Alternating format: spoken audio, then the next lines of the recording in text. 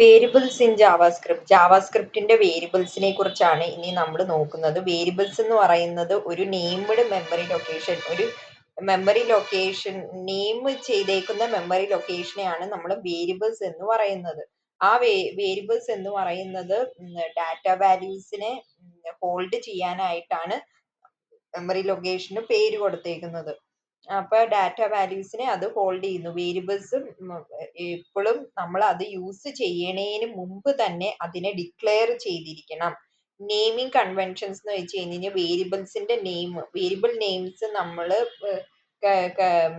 നമ്മൾ കുറച്ച് റൂൾസ് ഒക്കെ ഉണ്ട്. നമ്മൾ അതിന്റെ നെയിംസ് എഴുതുമ്പോഴത്തേക്കും ഫസ്റ്റ് തന്നെ നെയിംസിനകത്ത് letters, digits, underscores and dollar signs മാത്രമേ ഉണ്ടാവാൻ പാടുള്ളൂ.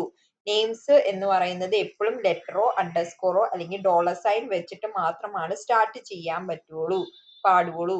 നെയിംസ് എന്ന് പറയുന്നത് കേസ് സെൻസിറ്റീവ് ആണ്. അതായത് സ്മോൾ ലെറ്റർ വൈയും ക്യാപിറ്റൽ വൈയും എന്ന് പറയുന്നത് ഡിഫറെന്റ് വേരിയബിൾസ് ആണ്. പിന്നെ റിസർവ്ഡ് വേർഡ്സ്, അതായത് ജാവാസ്ക്രിപ്റ്റ് കീവേഡ്സ് നെയിംസ് ആയിട്ട്, വേരിയബിൾ നെയിംസ് ആയിട്ട് യൂസ് ചെയ്യാൻ പാടില്ല. ഇതാണ് വേരിയബിൾസും നെയിമിംഗ് കൺവെൻഷൻസും.